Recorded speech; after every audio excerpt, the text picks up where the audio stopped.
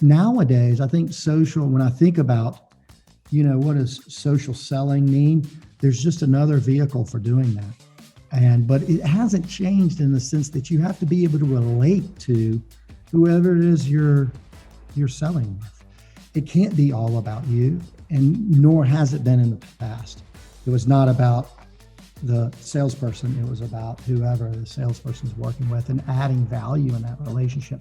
That's what making friends and influencing people was. And to my mind, social selling today is the same thing. It just has to be done in a more modern way. Welcome to the Making Sales Social podcast, featuring the top voices in sales and marketing. Join hosts Bryn Tillman and Bill McCormick as they discuss the best tips and strategies they are teaching their clients so you can leverage them for your own virtual and social selling. Here are your hosts, Bryn Tillman and Bill McCormick.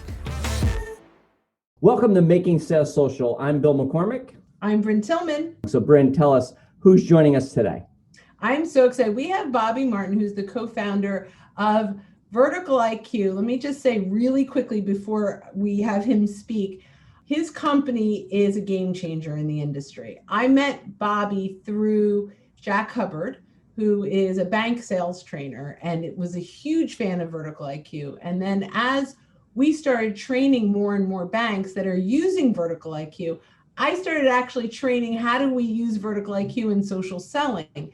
And I thought, my goodness, what a great opportunity to have Bobby talk to our folks. So Bobby, welcome to the show. Thank you so much, Bryn, and thank you, Bill. I'm excited to be here. So tell everyone a little bit more about Vertical IQ, if I can say it right, and what you all do for your clients. Sure. Well, Vertical IQ has a passion for industry intelligence, but more importantly, we have a passion for providing that intelligence to sales and marketing professionals so that they can use it to relate to their customers and use it to relate to a really broad audience. We kind of feel like it's just crazy to send the same message to everyone because everyone has their own passion. If you're a dentist, your passion is dentistry. If you're an HVAC contractor, your passion is HVAC contracting. And so we try to distill the information of this industry intelligence for sales and marketing professionals. And when we wake up every day, we say, what would they want to have right at their fingertips to become more effective? And that's Vertical IQ in a nutshell. All right, this is going to be great because we love to talk about content, but now we're going to be able to talk about what type of content we can get in whose hands. But first, before we get to that, we are going to ask you the question that every guest that attends Making Sales Social is asked. Bobby, what does Making Sales Social mean to you? Well, it's a really good question. I think that making sales social, to my mind, sales has always been social in the sense that, throughout time before we had social media, before we even had the internet, it was about, especially sales. I'm not specifically talking about marketing per se, but it was about reaching people and having real conversations, meeting friends and influencing people, if you will. Those were what did this gentleman do? He would write thousands of letters. The car salesman who wrote thousands of letters, he was considered the greatest salesman ever, but he was social. Nowadays, I think social, when I think about, what does social selling mean? There's just another vehicle for doing that. But it hasn't changed in the sense that you have to be able to relate to whoever it is you're selling with. It can't be all about you, and nor has it been in the past. So, I mentioned the book, Making Friends and Influencing People, the great classic, which has never died. It was all about social selling to my mind. But if you look at it, 90% of it was about them. It was not about the salesperson. It was about whoever the salesperson is working with and adding value in that relationship. That's what making friends and influencing people was. And to my mind, social selling today is the same thing. It just has to be done in a more modern way. That's kind of what comes to mind. I love that. Our definition of social selling is about building relationships, bringing value, and sharing insight. Ultimately, the sale will come when the time is right. That's our definition, right? And it's building relationships, being of value, and bringing insights to the table, right? And so one of the reasons that I love Vertical IQ so much is it makes it easier for us to do that. Yeah, hopefully so. And hopefully social selling is about cultivating curiosity.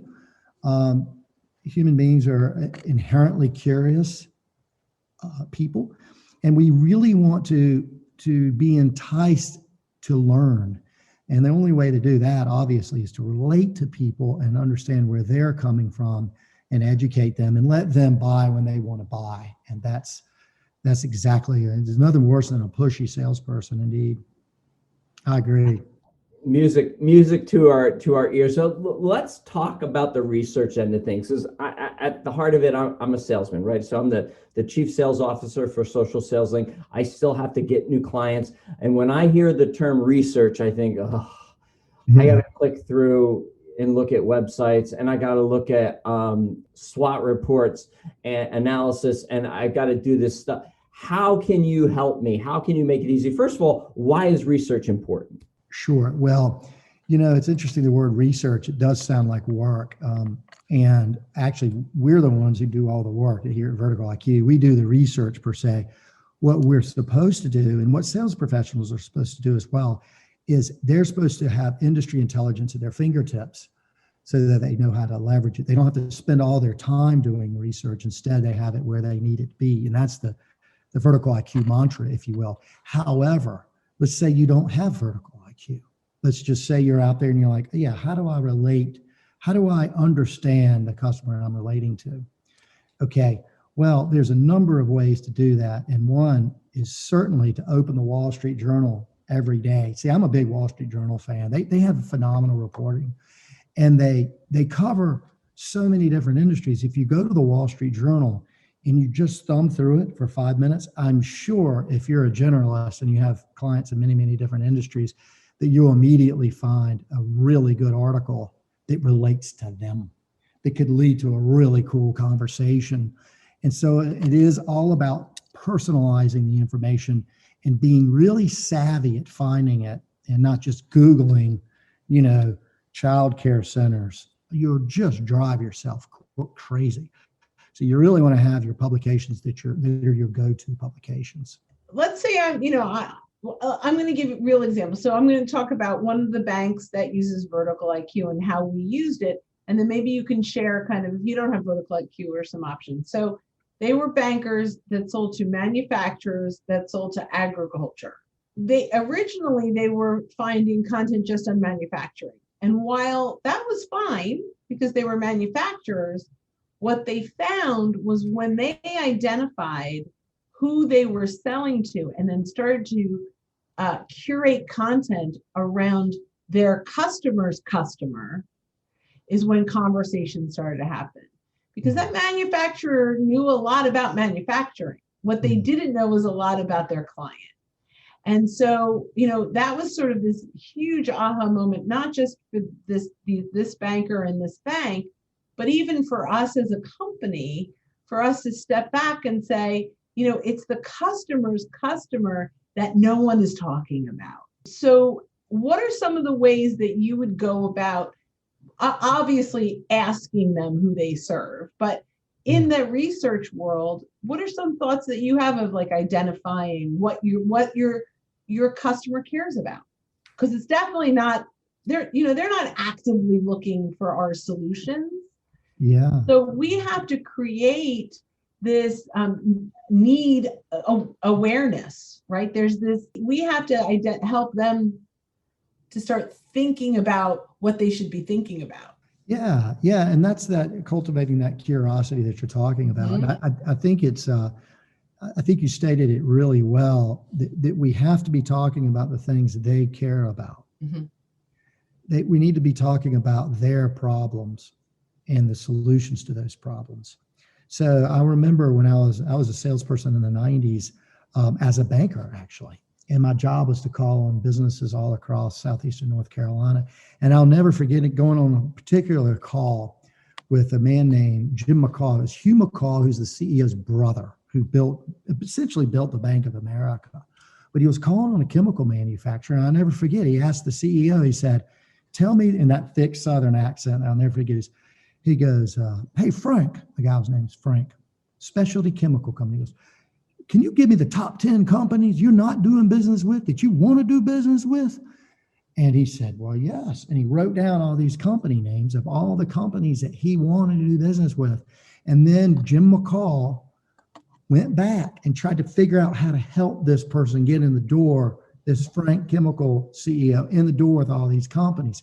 That's an extreme example of what I'm talking about.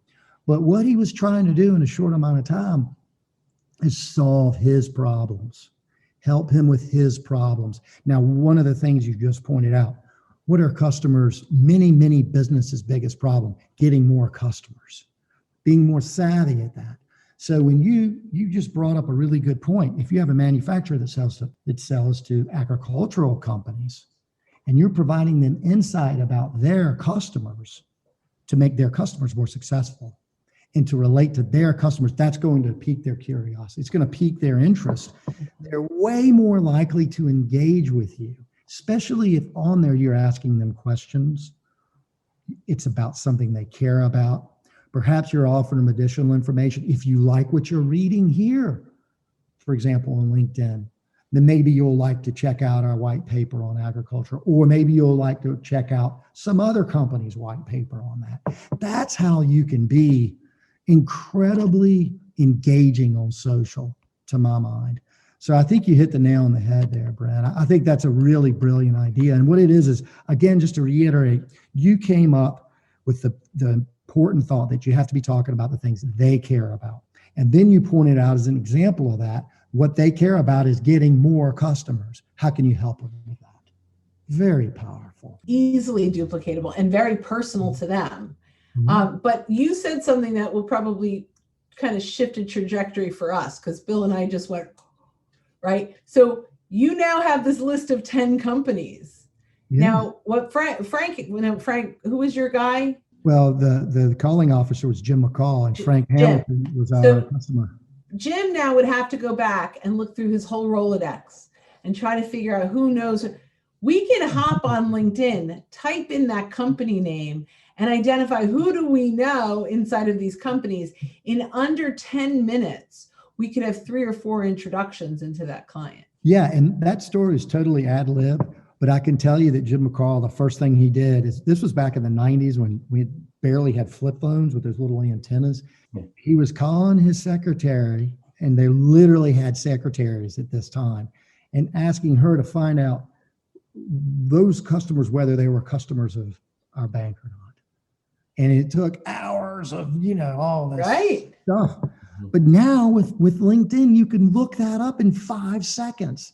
How powerful is that? I mean, it's a really good best practice that you brought up there. I remember hearing Keenan talk not too long ago, and I'm thinking along the lines of the ask offer ratio. When you're able to do this, your offer is so much better than any time you've asked for them. And what he was talking about is the difference between relationship and credibility.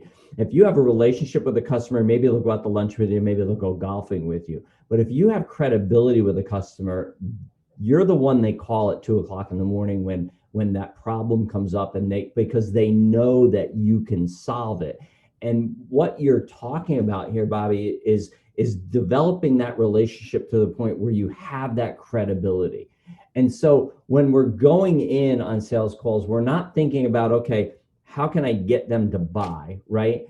Not even thinking about that, but thinking about, okay, how am I going to find out what they need, and how can I help them get that? And I love what Scott Schilling says, we come in with high intention but low attachment. Sure. So just really, really good stuff. I'm kind of like speechless. This doesn't happen often because my mind is like a lot of good stuff of things that I now want to try. So let's switch gears a little bit and talk about content and talk about how you're seeing your clients use this research that you're providing in terms of engaging content and content that provides that kind of credibility. Well, sure. Well, when you're speaking about content, mainly we're talking about content about industries, and it's called. I use the term industry very loosely because it's really about the what to talk about. Because a lot of sales tools are the who, like who am I supposed to call on, who am I supposed to go engage with. But then when you have that, that's the easy part. The key is what to talk about. And so that's really what we're talking about. I use the term industry loosely because really what this is information about particular types of businesses. Like that's just the definition of an industry. Like this is really information about what people care about that are in a particular type of business, like whether it's like I mentioned, HVAC companies or lumber companies, whatever it is. But the way we distill and organize the content, we try to make it extremely ready. So one of our phrases is always be ready. And so an example with that would be, what are the main things going on, for example, with lumber? Let's use that as an example, one of the 500 examples I could bring. We have a client in lumber. Mm-hmm, we do. Right, there you go. What are the main things that have been happening with lumber companies?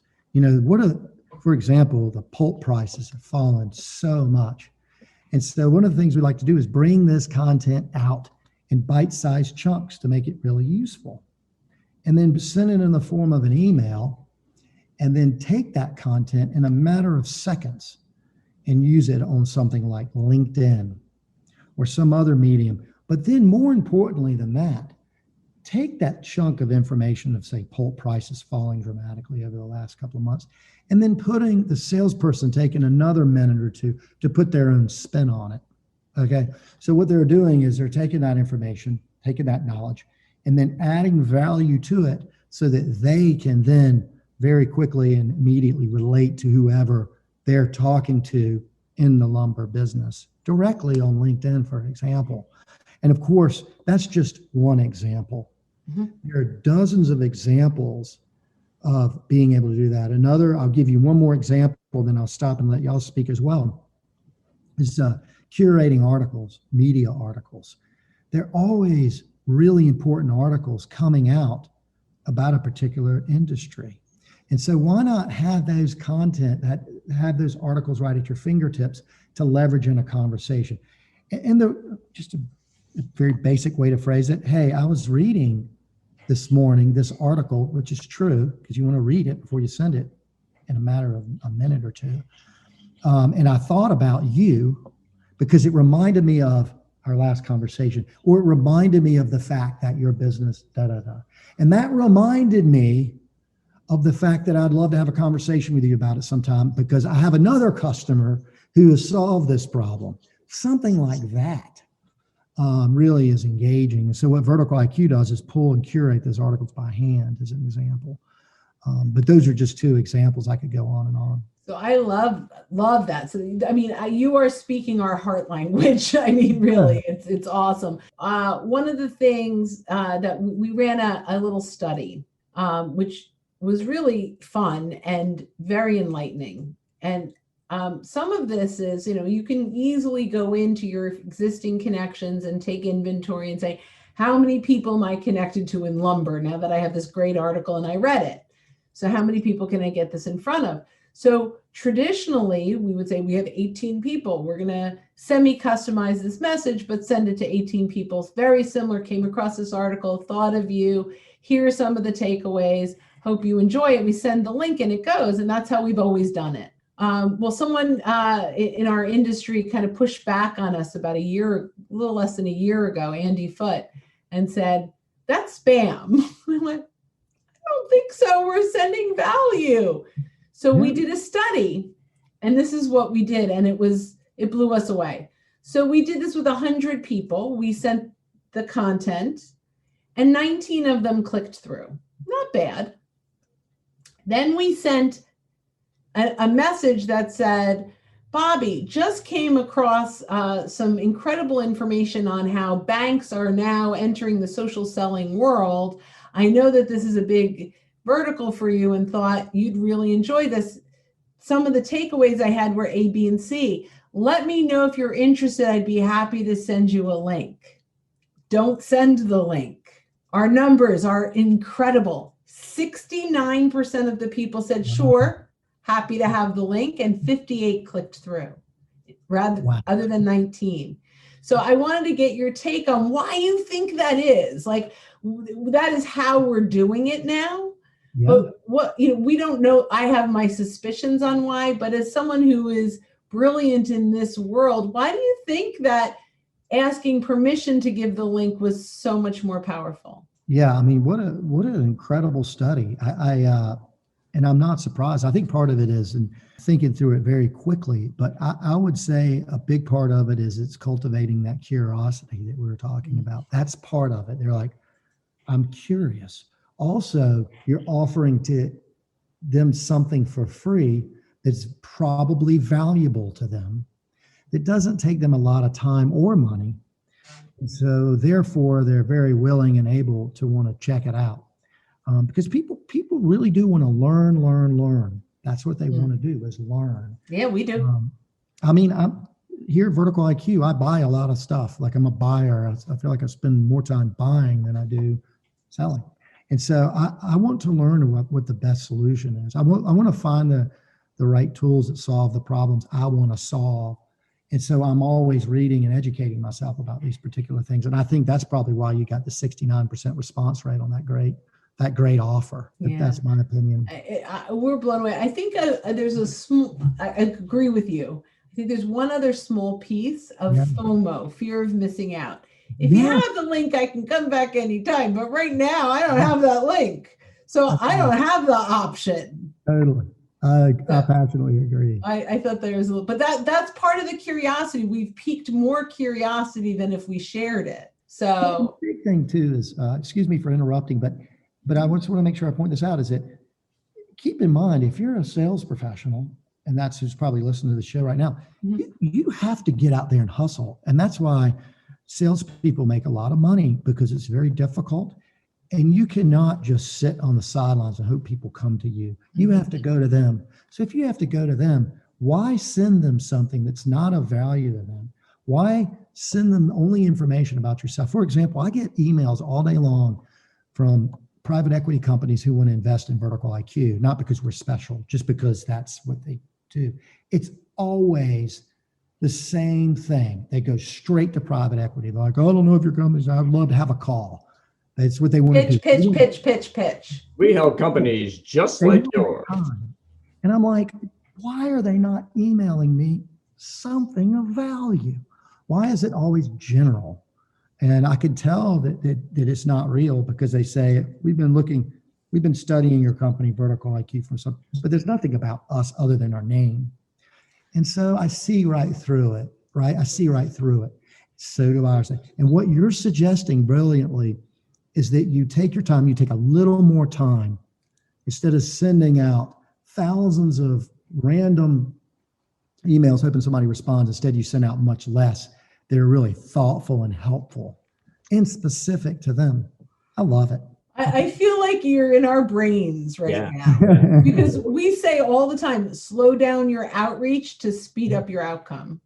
Research and choosing the right content, not so much the content that you want to share, but the content that your prospective clients and your clients want to consume that help them solve their problems, is really the key to doing it well. I like to learn too, and I took some notes.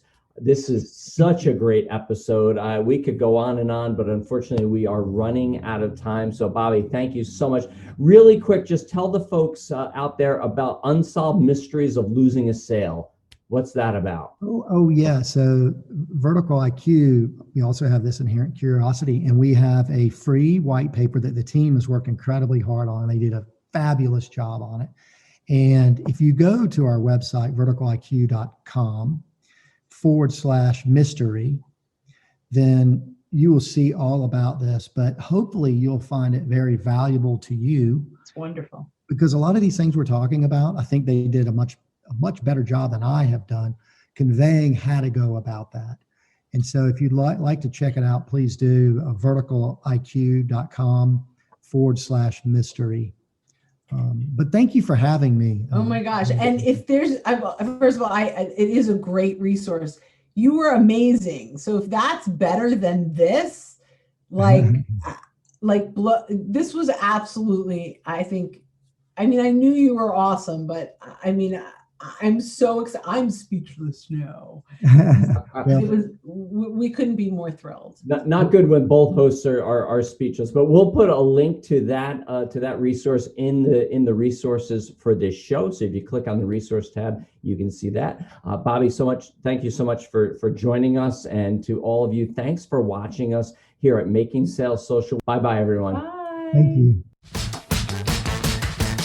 Thanks for listening, and join us again for more special guest instructors bringing you marketing, sales training, and social selling strategies that will set you apart.